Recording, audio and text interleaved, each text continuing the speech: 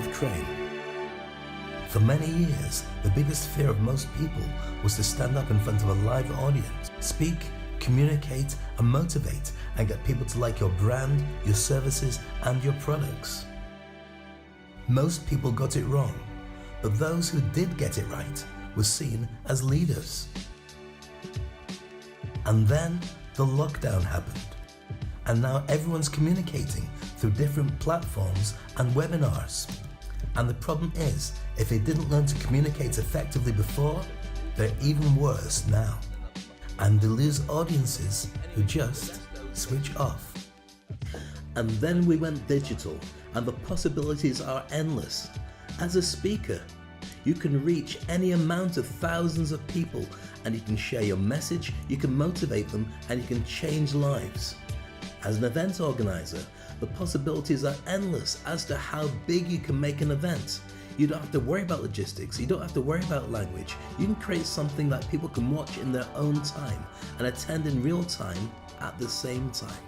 As a corporate decision maker and as the owner of a business, you can create your message, you can create a niche, you can get the people from your industry to work with you and make your tribe defined very simply just by putting it online.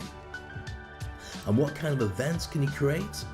You can have a web TV show that dominates your industry and sends your message and your brand across the globe. You can invite in the very best of the industry as your special guests every single day. You can sell through Zoom calls and look after your team the same way. You can also have webinars that unite everybody and tell them about your latest product launches. You can also step into a digital world. Imagine that you could be a digital version of yourself, speaking at a virtual conference. Virtual conferences will change the game.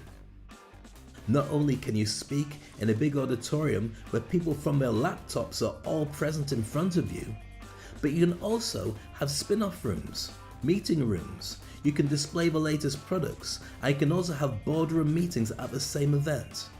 You could do them in real time, but also leave all the content available for people to comment on or review at a later date.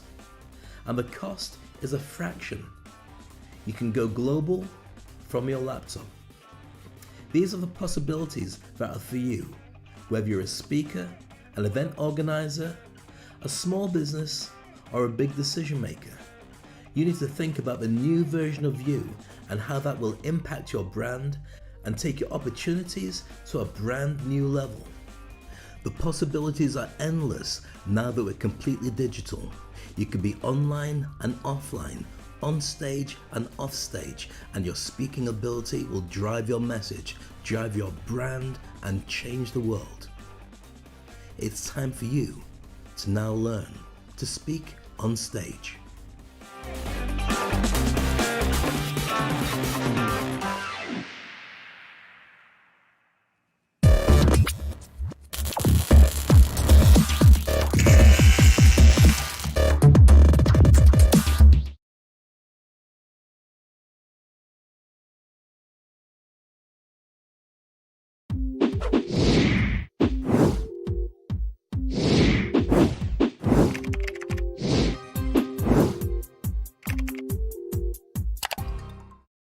Hi, it's me, Dave Crane. How are you today? Are we all right? Yes, good. That's nice to know. I've got my new old glasses on because previously you've known me wearing glasses, but what I did today was I cleaned up my office and I came across an old pair of glasses which still work perfectly well, but I stopped wearing them because they were too heavy and they used to fall off my head. And what I used to do was I used to put this around the back to stop it falling off my head, because I don't know if I've got big or small ears. Not really either, I don't think. But then I'd have this on the back of it, And it worked. It meant it wouldn't fall off my head all the time, but it also meant I look incredibly stupid. So it's probably best that I don't put that on the back. But you know, the thing is, if you're not going out the house very much and you're staying in, it makes sense, even in the kind of semi-half-composed, half-chosen lockdown, to wear glasses are semi-permanent. So this makes more sense than the other ones, which were just bending out shape. Literally, I'd look at myself. My wife said to me yesterday, she said, Dave, and I said, yes, Mrs. who must be obeyed. I knew it was Aziza. So I said, yes, Aziza. And she said, your glasses on your show yesterday looked all bent. They looked like this.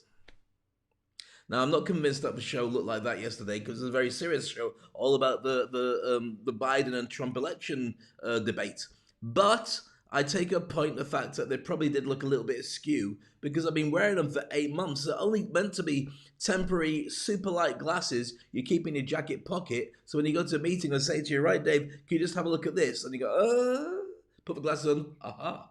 Or if you give it a business card, because before I got glasses, I couldn't read business cards. People go to an evening event, and I wouldn't wear glasses, and it was not out of what do you call vanity. The general point is I didn't really care, so I didn't care about wearing glasses. And then bit by bit, as I got older and more authority, I realized that I really had to consider about getting glasses of some description. So I invested, I got a pair of glasses. Before that, people would have me a business card, and literally it was like nothing was written on it. But when people give you a business card, there's a special kind of protocol that goes into it, where they give you the card and they do it two hands in Dubai. I think it's from Asia, they do the same thing again. So if I've got a card around here, I can demonstrate with. Probably, hold on, let me just. It's places like blooming Star Trek. I've got so much stuff around here. Anyway, I had a business card here, but it's probably gone in the bin. I'm not giving it to anybody. How can you give a business card to anybody? Nobody's going to collect it off you because of COVID. Thank you. There's your business card. I've caught something from you. It's your fault. You and your stupid card. Okay. So basically, somebody would come up to you, and this is one of my special business cards, my life designer ones, which are like this. Oh, yeah, see? Ah, that's the kind of card you got from me. I'll take one card out. So somebody come up to you and they say, here you go. And we give the card like that. So both hands you take it. So you take it from me now. Oh, you can't. Okay, but anyway, you take it from the person. And then you'd have a look at the card. And you'd have to go, oh, well, first of all, it was upside down. You wouldn't say that. So you look at the card and you go, okay, you're the chief whatever officer of a bank. That's fantastic, really good. So how long have you worked there? And you're asking these questions, and you've got to ask them because somebody's basically giving them a card. I've got hair on this. Oh, got hair on me. Sorry, I was getting too mixed up. So somebody gives you a card, and we give you the card so you can kind of look at it, ask them questions, and give them approval that yes, you're good enough to embody this card. And that's kind of the game that you play. And it's not really a good game because it's really boring, because the card is not, most of the time, rubbish. I mean, it's got a job description on, and it's got their contact details, but who cares? Honestly, who cares? It's not like it says, you know, when I was about 8 years old, I stuffed 20 marshmallows in my face in 30 seconds won a competition. That would be a talking point. Really? Do you still like marshmallows now? No, not so keen. Well, have you done it since? My friend did it and he died. Oh. I'm only joking. Okay, great joke. Weird. But do you know what I mean? That doesn't have anything fascinating on it. So I started doing different business cards. And this one I've got here, in particular, is one called a life design card. I'll let you have a quick look at that. So that would be my life design card. I have a little puzzle for him to do on the back. And on the front, and on the back I'd given something else that they had to do, and then I had my contact details at the bottom. See? And that's how I would do business cards, because I got sick to death of the idea of somebody handing you a business card, and honestly, really, you're just going, I don't want to talk about this anymore. In fact, to be honest with you, I'm going to go over there, and I'm going to talk to somebody I don't know, and if I don't know them and they're worse than you, I'm just going to stand on my own and smile, or go on my phone and pretend I've got friends waiting to meet me after this networking event is done. So going back to the conversation about business cards, it became very stressful and very difficult. And I remember doing gigs where I'd basically wear these glasses, and these glasses are okay, they're done by police. Not like the police, but done by police, so we make sunglasses and stuff. So it's quite a good sturdy pair of glasses, mid-range, not expensive, but okay. And I do gigs, and predominantly when you're hosting an event, you run out of hands. So you've got one hand holding a microphone, which would be this gold bar, right? Got one hand holding a clipboard, which would be my iPad, or sometimes you hold an iPad, but you can't flick through. And then, somehow, you've got to knock your glasses back on if they fall off because they're really heavy. So you're banging your head like that, trying to get the blooming glasses to stay back on, which is kind of embarrassing when you're hosting an event in front of a couple of thousand people. Or you use your iPad and you like trying to push them back on your nose, or you have that big thing around the back, which is really embarrassing. You don't want any of that. So it's good to have these glasses. I think they'll be useful for being at home. I've got some special glasses that I use for when I go out. And I used to love watching James Bond. I still love watching James Bond. Not in a kind of James Bond creepy way, but because I love watching James Bond movies. I love gadgets and stuff. So I got this thing from Amazon, and you're going to look at it and say, Dave, why are we still talking about this? You said you'd be talking about something interesting. You promised we'd be talking about this. Big things you wish you'd known earlier, and they would have saved you time and given you a better life. And I'm going to get around to it. I'm just saying, this is my glasses case now. So now my glasses are super thin. They've got a blue tint. Can you see the blue tint to them? I open them up, I extend them, and I put them on top of a separate pair of glasses. And that's how I do business.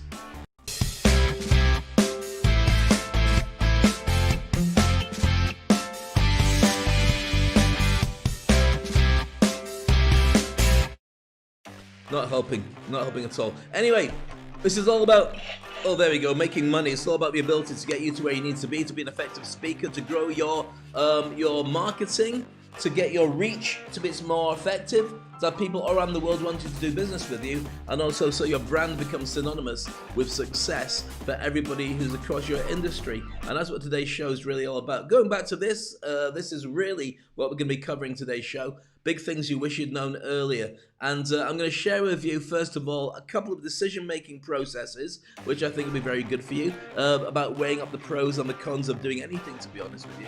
And also, I think probably the most important decision that you can make is working out what your ikigai is. And you're saying, Dave, what do you mean by ikigai? And I'll go, ikigai, this is great. It's a Japanese system for working out the things that are most important to you. So let me move this to one side like that. Okay, and I'll shut the music down so you can't be distracted. Now, ikigai here, and I'll leave it full on. I'll go this way, that's easier. It's got 4 basic circles. I've shown it to you before, but I'm showing it to you again. It's a Japanese concept. It's got 4 circles. Let's take the green one at the side first. That's what are you good at? What do you do that you're really good at and the rest of the world should pay attention to? Okay. Next thing, let's go for the yellow one at the top. What do you love doing? Okay. And then we've got the kind of peachy, orangey one, which says what the world needs. And then at the bottom, in kind of aquamarine bluish, it says what you can be paid for. Your job is to find out how to make all 4 of them fit together. And that is your ikigai. If you can get that as early as possible, what you're good at, what you love, what the world needs, and what it's going to pay you for, those combinations mean that you'll be very successful and very happy for the rest of your life. Does that make sense so far? Yes, Dave? No, Dave? 3 bags full, Dave. Can you do us a favor? When you get a chance to subscribe, like, follow, connect, or whatever platform you're on, because we're going out on LinkedIn, YouTube, Facebook, Periscope into Twitter, and sometimes on Instagram as well. I have to put Instagram on it today because I keep forgetting. Naughty day. So that's basically what you can look at. Now, what I normally do is I talk about the hedgehog concept. And the hedgehog concept is this. A couple of good things as before. So basically, what you're passionate about, what you're best at, and what drives your economic engine. And you've got to get all 3 of them to work. Now, I would start everybody off with this one because it's a very simple one, like training wheels on your bike. And I think that pretty much covers what you need to do to be successful and to be happy. Now, why is this important? Well, because with this in mind, I'm going to share with you a little later on in the show the things that you possibly could have done to have made your life better, and the things that people had told you about when you're younger, you'd have had a much happier life. And I can promise you, I can completely promise you, one of the best things that ever happened to me was dropping out of university. I was studying to be a lawyer, and I was studying and I was bored, and I hated the fact I was studying on my own. And if you know me at all, even from this show, you probably guessed that I'm not an idiot, I'm a smart guy, but the thing is, I love to have contact with people, I love to share ideas, I love to brainstorm stuff that makes the world different. And you can't really do that when you're studying law. Later you can, but a lot of it is just being on your own. So I was bored. I became a journalist in the end, which got law and speaking together and worked for the BBC. But the point was, when I dropped out of law, my parents were going, all this money was spent on you. You're just a waste. Well, they didn't say that. My parents were very supportive. They said, Dave, We love you, but never come home again. You are a piece of trash. They didn't say that. They just said, don't worry about it. But find what you want to do. So it left me in a real dilemma where I had to go, I don't know what I want to do, but I've got to work something out. I've got to find something that makes me happy. And most people don't know what makes them happy, which is why it's so interesting. Like this music. All right, isn't it? I'll put on this music because this is deep. So I had to come to terms with who I really am. I had to think, Davy boy, you've dropped out of law. You're only young, but it cost a fortune to your parents. You're lucky they haven't put you in the back of a box and put you in the sea to float off to find your fortune. And it left me in a really deep situation when I realized if I want any of that, I'd have to stop being stressed about the school, and I have to get my act together. Actually, that music's quite boring, isn't it? I'm gonna stop music. So I changed the way I was doing stuff, and I reinvented myself, and I did it using this, and that's why I'm sharing it with you now.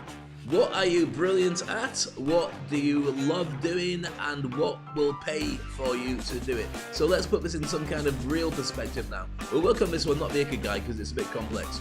This is easy. So let's stop the music so we can get down to it again. Look at the fact that if you work out what you're great at and what you love doing, but nobody wants to pay for it, you will never be able to pay for it properly, and you'll end up doing something that nobody wants to. You'll be poor. You'll be poor, basically. So what about if you do something you're brilliant at and something that people pay for, but you don't love it? You'll spend all your time rich but bored. Think stock exchange. The guys who do the financial, stock exchange stuff. Really rich, young, burnt out, hate it, and they don't go usually past the age of 30 because they just can't stand it anymore because the pressure is too much. Or you get what you love doing, what the world will pay for, but you're not very good at. In which case it's not realistic. You're not going to make any money. I love football. I love kicking a ball about, or I did before when I was a lot younger. And it pays really well to be a good footballer. The only problem is if you're a rubbish footballer, like me, then you got no chance of making any cash out of it. Does that make sense? So what we're going to be concentrating on is really what you need to do to be more effective, but also what you need to do to look at all the stuff that you do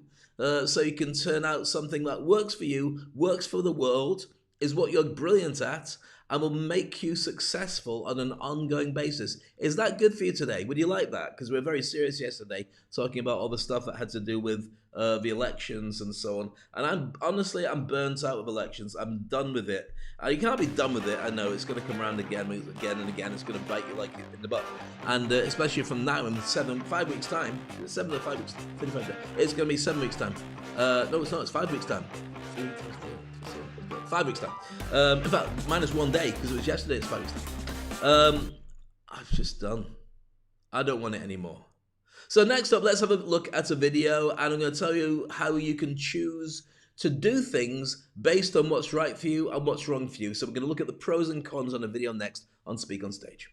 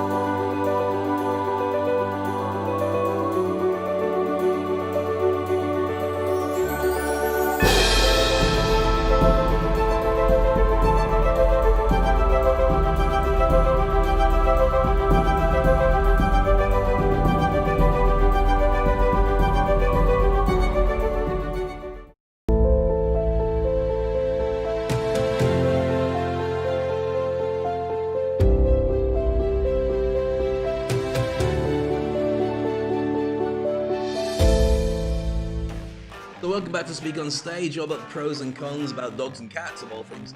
And I want to share with you a video that I did in the days when I did gigs. I do gigs now all the time, but online as opposed to going into a big auditorium full of people. This one was in Rio de Janeiro in Brazil, and it was an amazing place. Really enjoyed it, and we drove past that mountain where you look up and you see the Christ the Redeemer statue. It really is spectacular.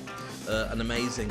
And this particular gig was one for fintech and blockchain, and we had about 2,000-3,000 people in the auditorium. Of the people that were in the auditorium, most of them didn't speak English. Why? Because we're in Brazil. So you got like maybe, say about a third can speak it. So suppose you've got 2,000, say you've got 3,000 people there.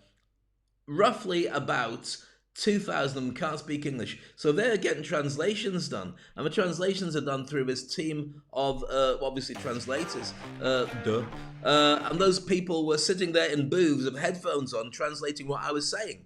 Now that seems pretty straightforward, apart from the fact that if I tell a joke, I don't know if they're going to translate the joke well enough.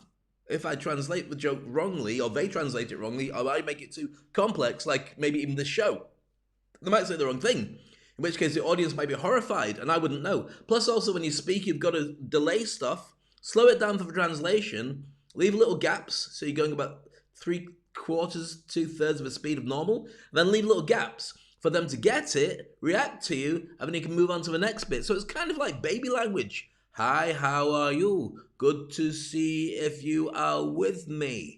And then when you get excited, you start speeding up, and then everyone loses it, and it comes back again. And you can only hope it's working. And the thing is, the reaction from the audience in front of you is not the same as the reaction if we're all speaking the same language, because you can build up an atmosphere with the people in front of you at a normal gig. How are you? Great. Well, let me show you something. Everyone put their hands in the air. Hands in the air, great response. How many people came here by bus? How many people came by car? How many people had their own personal helicopter? Ha ha ha ha ha. And that's your average audience. I don't say personal helicopter, but we do laugh. But if I laugh like this, ha ha ha ha ha, I probably won't stay. But the point is this, it goes back to the basics, which is creating a relationship with the audience. Really hard to do when going through a translator. So the next video I'm going to share with you is about decision-making processes. It's only about a minute so long, and it was from the gig that I did in Rio.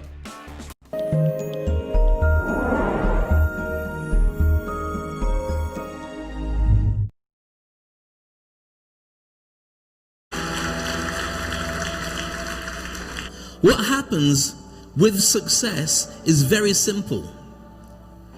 You have a change to make. You have an event you have to prepare for. You work really hard, or you don't work really hard towards that event, and then the event happens. After the event, it could be a driving test, it could be a job interview, it could be a relationship.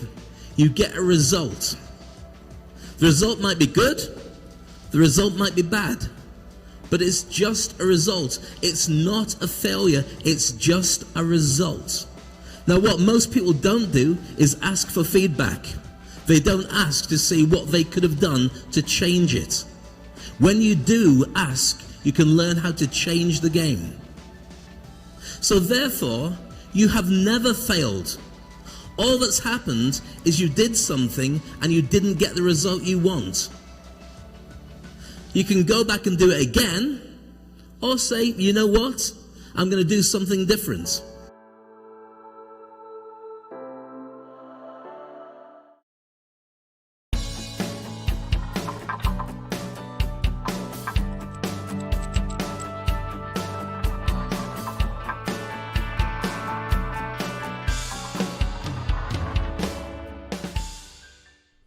So there you are, Dave Crane live in Rio. I hope you're as excited as I am about it. Rio's an amazing place, absolutely stunning people, and the people are great and friendly, and it was a lovely place to be. So I don't know if I'm ever going to go back there, though. I mean, travel. Airlines are still saying goodbye to staff. People are still not getting on planes. It's not cost effective to travel. I'm talking to you now, broadcasting across the world. May well be people in Brazil watching. In fact, let me know where you're watching from. It's always fascinating to see, and I always love to have you making your comments, your shares, your likes, or start a watch party if you're on Facebook and share it with your friends at the same time. So what I want to do is today we're looking at this particular issue, which is big things you wish you'd known earlier. So it's more like an informative session about all the stuff that you really needed to know, but nobody had told you. Today we're going to be looking at a number of things, including this: why suddenly there's a picture of a person who's been booted out of their house and quite clearly lives in the middle of a moors. No. First of all, we're going to start off by looking at the bedtime rituals that you can do to make you happy at night. Wow, I didn't think about that before I read it out. Okay, so apart from that one, let's look at this. Have a shutdown rituals, number one. Don't go there, stop it. I'll be back in a minute.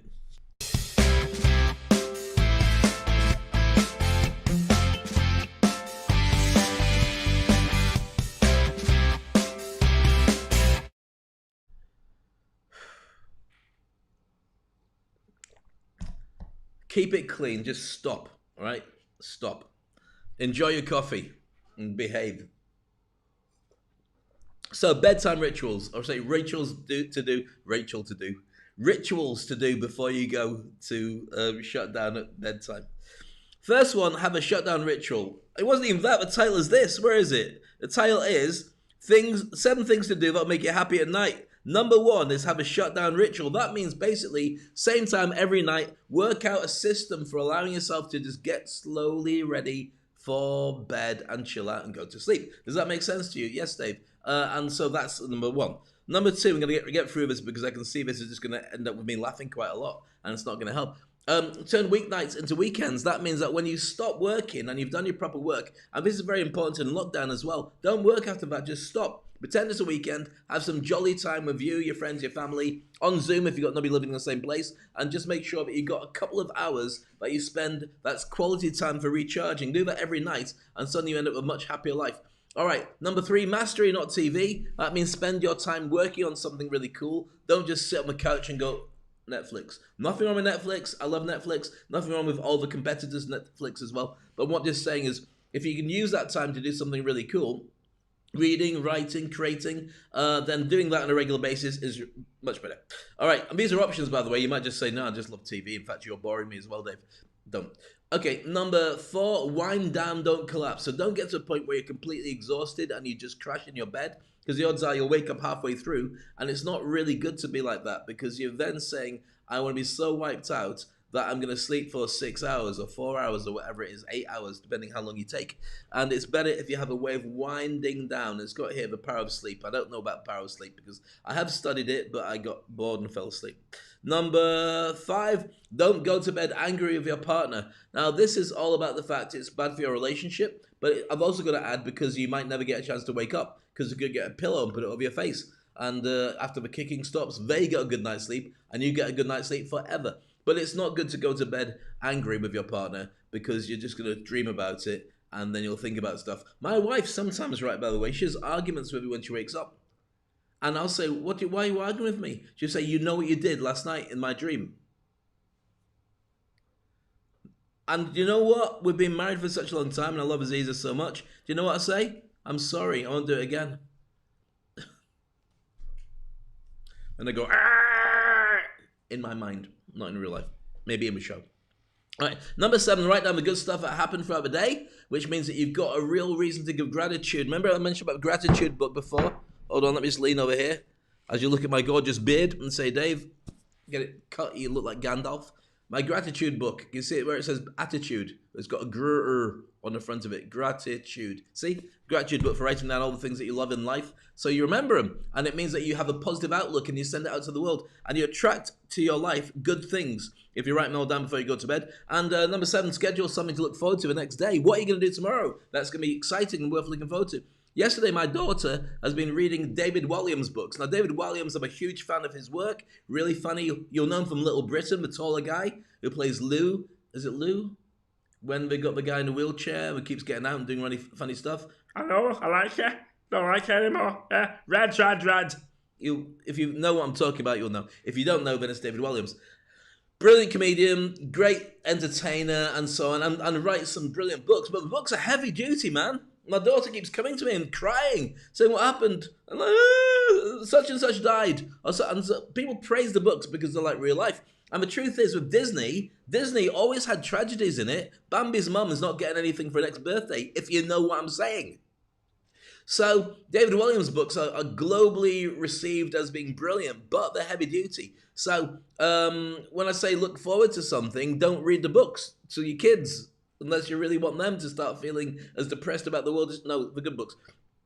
But get something you're looking forward to. For me, I love this show. This show's therapy, as you probably see. Therapy for me, hopefully therapy for you, and together we'll make the world a much better place. Does that make sense? Yes, Dave. So there's 7 things you should do before you go and go to sleep.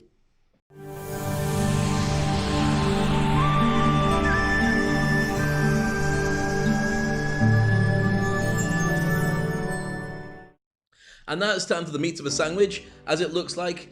She looks like she's resting her hands on my head, and she's patting me like some little basketball man, and that's not true. But here's the big things that you wish you'd known earlier, and I'm going to share with you exactly what you should have known. And there's quite a few of them, actually, and I got them from personal development, which is the time when I reinvented myself, probably after I dropped out of university and decided that I wanted to do something a bit more special than I was doing, and that's when I really started living, man. Really, yeah. Okay, so starting off with number 1, and that'll pop up any second now. Where is it? Number 2 is not coming either. Oh, here we are. There we go. Just move this over. All right. You are your top priority. Let me shut this down with the music.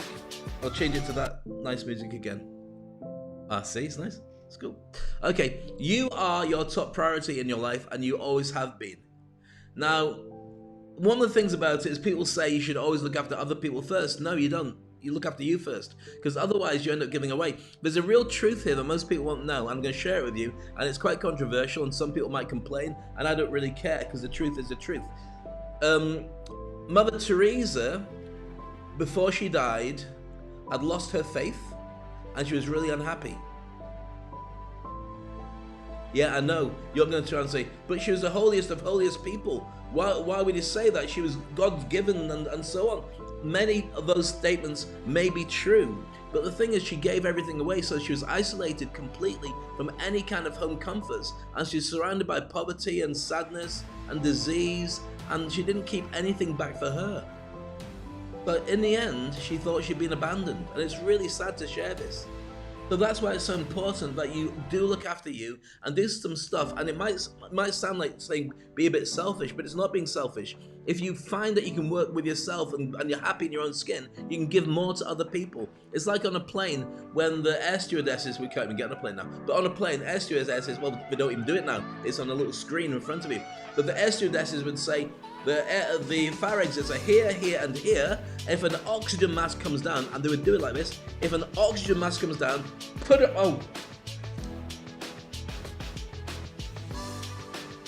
A, they wouldn't be wearing glasses, B, they wouldn't have a sponge gold bar, and 3, they wouldn't smack themselves in the face that hard. But they say, tend to yourself first before you look after anybody else, otherwise you can't help them, which is true, because if you put an oxygen mask on your child and you pass out, you can't get your child off the plane, and you both die in the flames. That's a happy thought, Dave. Well, thank you, I'm here to help.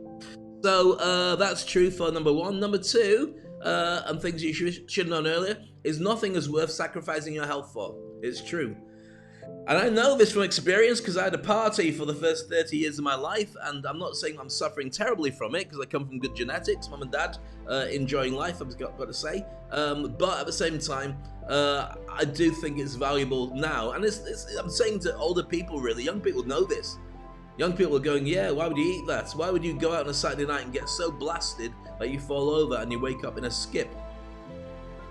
I don't know, it's just funny. All right, number 3 is this. I don't do it anymore, by the way, because you can't go out in a pub on Saturday night.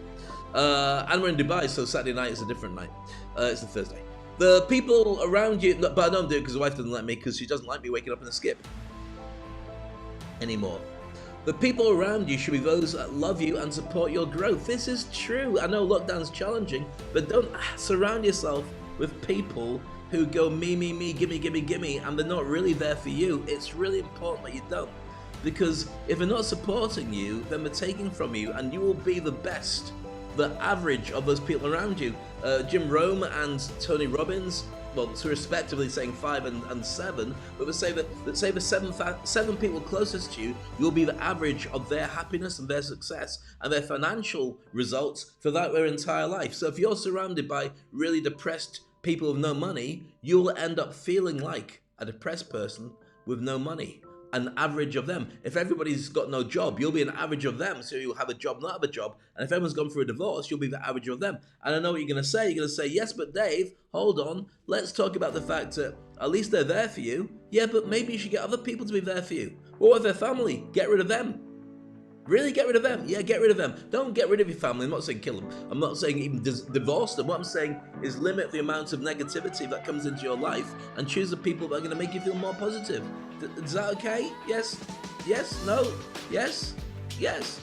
All right, number 4, to get anywhere, you have to get comfortable with saying no. This is our own truth. And this is, if you just joined me, by the way, I'm Dave Train. I've got itchy eye. I don't know why, probably because I shouldn't be wearing these glasses, but I think they look better. The other ones I look like a buff in that. I look like an owl. I have to watch out for sunlight, it can burn my cheeks. Because of thick glasses. That's how the joke works. Okay, so to get anywhere in life, you've got to get comfortable with saying no. And it's really important you do say no sometimes. Because if you don't say no and you say yes, then people turn around and say, right, why didn't you say no when you meant it? And you end up being really, well, you fall out with people. But if you say no, it means you're forceful and people buy into you and will respect you more. All right, number 5, don't let anybody else's perception of you or perception of life influence your choices, including me. If you don't agree with what I say, then don't do it. But don't let anyone else tell you how you should be. You have to be ultimately the last person to make a decision on you, which means you can't blame anybody else. If you go with what they say and you didn't believe in it, then you're an idiot. It's true. You should only do what you believe in, and if you do what somebody else suggests, then buy into the fact that at least they suggested it and you said okay. Does that make sense? Oh, this music's nice, isn't it? I should only keep this music for when I want to get depressed. All right, then going back to number 5, that was all about choices. Number 6 is this one. Doubts will hold you back and affirmations will drive you forward. Okay? So when you doubt things, they're negative. There's nothing wrong with doubting things. I doubt myself all the time, but I also tell myself how to move forward because I think that's important. I do this show, and when I took a break, I had to force myself to get back in to do the show, not because I didn't want to, because I was surrounded by other things that jumped in my routine, which broke up the research and the videos and all the rest of it, but I forced myself to get back. Number 7, you need to become a person you can love before anyone else can try and love you too. This is really important. And this is true about relationships. These are really important. I should actually just stop it here because I think I've given you enough for free. Should I just stop here? No? Yes. Okay, I remember going through a breakup in my relationship a long time ago, and I've had lots of relationships, lots of breakups. But the point is that I read a book by Paul McKenna, who's also a hypnotist and therapist and NLP master practitioner, itchy eye. And he's made a lot of money. He's worth about 50 million pounds, quite a lot. So he was saying about the fact that you shouldn't get into a new relationship until you've worked out your relationship with you. I thought that's profound. How many people do you know, maybe including yourself, where you look for somebody to complete me? You complete me. You and me make this like that. I'm just like, I've got cramp. We're back together. It's love. Don't ever say that to anybody because you will spend a lot more time on your own. But the point is this, that if you can complete you on your own, and you are happy in your own skin, and you like your own company, you're successful, making your own money, and you do stuff that you're happy with, when somebody comes into your life, it's a bonus. Now, when they come into your life and it's a bonus, the beautiful thing about it is, if they leave, you go back to where you were before, which was fine. But there's a lot less pressure from you onto them to be perfect. They can be who they want without lots of pressure. And you be who you want because you're already happy in your own skin. Does that make sense? Is that on the money? Does that change the way you have your relationships? Does that mean you can go back on Tinder? Or Grindr? Or any other stuff I just don't know about, and I would not actually look because the wife is listening and she would kill me. All right, number 7, that was. Number 8 is this. Gratitude really does change your life. Think about the vibes you send out to people when you're happy in your own skin. Have you noticed that when you're out and you're really unhappy, things are like to happen to you that are going to make you even more unhappy? I stubbed my toe and I've got no toothpaste left. I'm late and there's a car accident and I don't know, whatever. But that kind of thing. Whereas when you're happy, the same things can happen, but you just don't care about it so much. You go, yeah, whatever. And it just changes your perspective on the real things that occur to you. So I hope that makes sense to you as well. It does to me. All right, number 9 is it's cool to be your own best friend. As you probably guessed by now, I actually enjoy my own company. I do. And lockdown has not been as scary for me, and it has been for many people. But okay, I've got my lovely family, got my dogs, and I've got lots of people to talk to on Zoom, and on occasion we meet and chat. But I'm happy in my own skin. I have some amazing conversations on my own with myself. I've got this one hair here, right? Can you see it? Can you see it? I know that it's not having long hair here, because I haven't got long hair. I think it's an eyelash. It's an eyelash that's trying to go on holiday without telling me. Right, back to being me again. So anyway, as I was saying, blah, blah, blah, blah, blah, blah, blah, blah, blah, blah. See? Told you it was important. All right, next one. Being your own best friend is what I was on about. Number 10 is this. You're responsible for yourself and only yourself. You don't have to look after everybody else. It's nice to be able to share, but ultimately they might not decide to work with what you decide. They might do their own thing, in which case that's up to them. And there's nothing wrong with that either. You are responsible for your family until they get to a point where they don't want to be responsible under you anymore, in which case that's fine too. All right, you need to believe in your own abilities because you only have to be the best version of you. Let's put that into some kind of perspective. If you don't believe in you, who else is going to believe in you? When you sell products, if you're going out and selling services or products to clients, if it looks like you've got doubts, then nobody's going to buy. Imagine going into a job interview. Hi, my name's Dave. Hi, we're Mrs. Stevens, Mr. Stevens, Baby Stevens, and Grandma Stevens. I've gone for a job interview in Miss Stevens' house. Yes. I'm looking for the office of showbiz superstars. Where am I now? Look at my front of the door. Stephen's house. Yes, you're there. Okay, I'm sorry, wrong place. I'll just go somewhere else.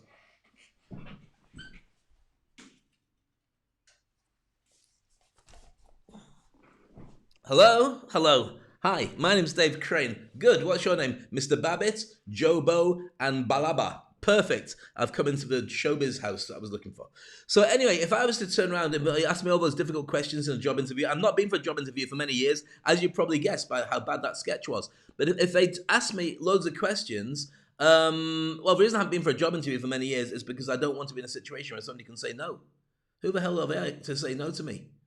I'll do work with people. I'll travel and work with people all around the world. Not travel so much now. But I just decided I didn't want to go for a job and end up going to 100 interviews and have anybody else turn around and say, sorry, Dave, we've decided to give it to somebody else. Give everything to somebody else forever. I'll do my own thing. I'll pay for my own stuff. And that's why right now is really exciting. If you feel the same way and you don't want to work for anybody else, you can start your own business. And even if you do work part-time for somebody, you don't have to have anybody own you and the right to say yes or no to your success in life based on what they want. Just say about job interviews. We'll do stuff on jobs at another point, but you can see kind of where I'm coming from with that. So, if you go there and you're in this job interview and they say, tell me something personal about yourself, something that we wouldn't normally find out. And you say, well, in the normal things, you say, you know, I work really hard. I'm very passionate about what I do and possibly a lot more than I should be. Now, it's a double-edged sword. It means that you're probably going to burn out and end up being a hospital case for them. But it means you're dedicated and they might go, tick, good person. But if you say, when they say, tell me something about you that's private, that you wouldn't normally share, and you say, I'm a shoplifter. I go around all the time and I steal stuff and nobody knows I'm doing it. And sometimes they watch me, but most of the time I get away with it. One time I had to punch a policeman in the face. But good job I was wearing a mask anyway, so I ran off. Can I have a job, please? The odds are they might say no. So that's it. You have to be honest with people, not too honest. Believe in your own abilities. You'll need to learn more by listening to people than talking to people. Nobody really cares what you think, to be honest. I talk quite a lot because this show is about telling and sharing ideas. But I also pay attention to what you say because I find it fascinating as well. So keep those thoughts and ideas and comments coming. But if you really want to learn about somebody, you don't say anything. You just observe and you profile and you listen to what they say and what they don't say, and you get the mood and the emotions and the context and the content and the intention and the emotional depth and who they are and where they're coming from, and then you get a really interesting version of Old MacDonald Had a Farm. Old MacDonald had a farm. E-I-E-I. Oh. So anyway, getting back to it. So it doesn't matter who it is, you can work out stuff from them if you pay attention to them. And that's been really successful as a therapist for me to be able to work out. Okay, so we got number 12 is the more listening than talking. Number 13, curiosity and reinvention are magical powers. If you've ever been a fan of Harry Potter and you're wondering how can I add more to my life, very simple. Be really curious about everything in your life. I'm actually going to be talking to Dov Barron later today, and I'll get him on my show at some point. He says, stay curious. Dov Barron, you've got to Google him. He's a genius. And reinvention are really magical powers. Reinventing yourself all the time. I decided to reinvent myself as a TV presenter and started doing this show. And am I inventing it? Yes. Am I a TV presenter? Kind of. Am I enjoying it? Yes. Do I need anybody to say anything? No. So don't say anything. So that's it. We've got a couple more to go through, so I'll go through quite quickly. This one, I'm gonna have this one, and I'm gonna have this one, and possibly this one. So where I left it was this, number 14, hatred costs everything. So don't hate people, because if you do feel that, then you end up feeling that way about a lot of things, and it's like drinking poison. Whereas if you forgive people, it costs you nothing, and it means that you don't carry around their rubbish with you anymore. So forgive as often as you can, and when you hate somebody or something really annoys you, put into perspective what it is, and then let it go. All right. Let's just stop this music because I like it too much. It's distracting me. Number 15, pull focus on what you do best. We've already gone through this when I talked about the hedgehog concept. Remember that? We talked about it earlier, what seems like about 20 years ago when I started the show. Hold on.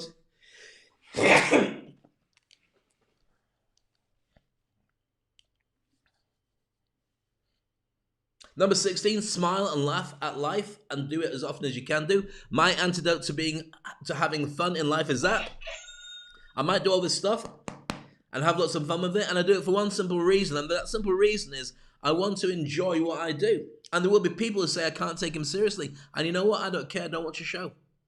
I don't care.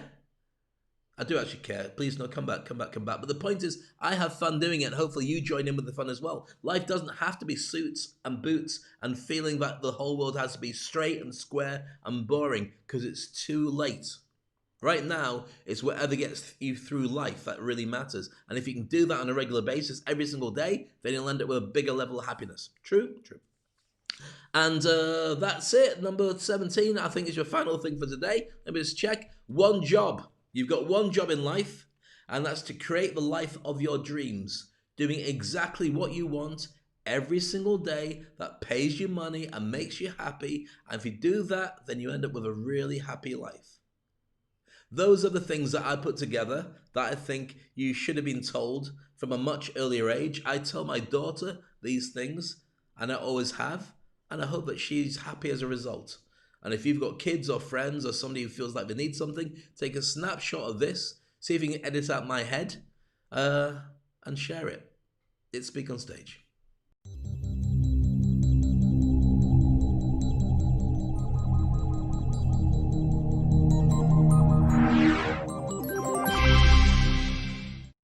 Well, I hope you had fun, hope you enjoyed the show. If you want to work with me, then you can do it very easily just by going to SpeakOnstage.com. Look for the bit that says Industry Icon and click on that, and you get a link to a Calendly link, which gives you 10 to 15 minutes of chat with me, and we'll see if we can work out how we can go together to improve your life. Now, it's based on speaking, because obviously I train speakers, but it's more about the mindset, the the business of brand building, the marketing, the getting yourself happy. I was talking to a client yesterday, and he was saying, you know what, the thing, when I first started working with you, I didn't know what I wanted. I just knew I wanted something better. But now as a direct result of this, I'm getting what I wanted. I'm getting better respect, earning more money. I'm much happier. I don't know if he's going to get his own TV show. He may do, but if he wants it, that's a possibility. Podcast, writing his own books, all that stuff, but being recognized in his industry as an icon and somebody who's an expert. Sometimes it's that little bit of significance that makes a huge difference. So if you're interested in the Industry Icon program, then by all means get in contact and we'll have that chat. You can do it today, but I'd probably not get a chance to talk to you until after the weekend. But you know what they say, potato, potato, and I still don't know why people say that.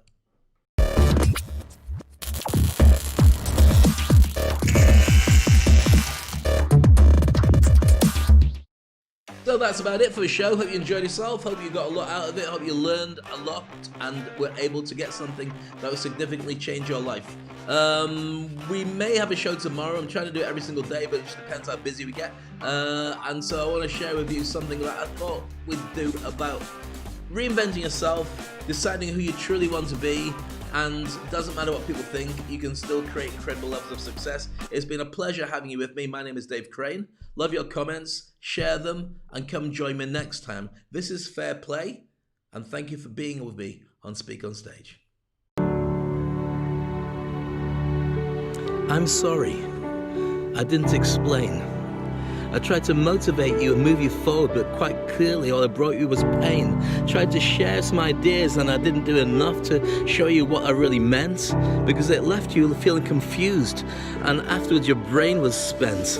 And I should have used smaller words and I should have been more than enough, but somehow it ended up making you feel bad and it was kind of tough and you wanted to have me stop and go back again and maybe you weren't paying attention, and then you feel like you've stayed at school and you've been naughty and you're in detention and you want to get me sharing with you more stuff and I gotta do more for you, and you don't want to pay for it because you know I could get this off the internet too.